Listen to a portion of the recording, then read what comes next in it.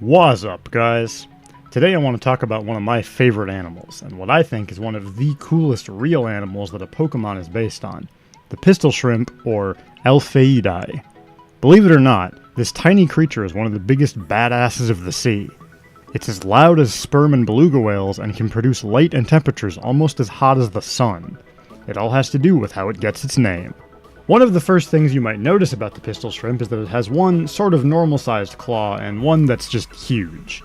This isn't just for show. The claw has grown in such a way that it can be snapped incredibly quickly, and doing so creates what's called a cavitation bubble. Essentially, the liquid forms cavities, bubbles where there's no liquid, at a lower pressure, and then the rapid increase in pressure causes those cavities to implode, creating a shockwave. The shockwave travels at speeds faster than 100 kilometers per hour or 60 miles per hour and can reach up to 218 decibels, which is louder than actual guns, rockets, and probably anything you've ever heard. Of course, the sound is very localized, so even about 3 feet away it drops off to about 190 decibels. It's still incredibly loud though, and has caused people nearby a great deal of confusion. But the sound isn't the only crazy thing about this. As the bubble collapses, it reaches over 4,700 degrees Celsius or 8,500 Fahrenheit. For reference, the surface of the sun clocks in at about 5,500 Celsius or 9,900 Fahrenheit. The light, unfortunately, is of too low of an intensity to be viewed by the naked eye, and it doesn't have any specific purpose, it's just a byproduct of the collapsing.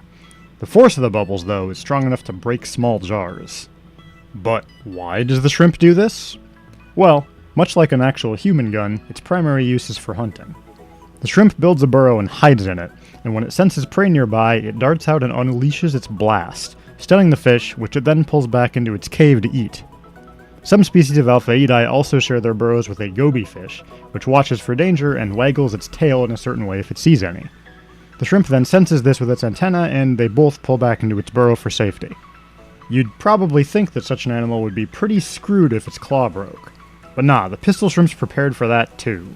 If it loses its snapping claw, it can regenerate it as a normal claw while converting its other normal claw into a new snapper. This is doubly important because the claw isn't just for hunting, it's also how pistol shrimp communicate, and sometimes even drill into rocks to make their burrows. And in addition to the goby partnership, some pistol shrimps take the socialization several steps further, forming enormous colonies with a breeding pair of royalty and enormous gangs of workers, all living inside a sea sponge. If one of them is attacked, it'll snap to summon its bros to squat up and start snapping themselves, and form an incredibly loud chorus, warning intruders that if they attack they better prepare for trouble and make it bubble. So until next time, it's your man the Waz, reminding you not to make that ol' shrimp pissed.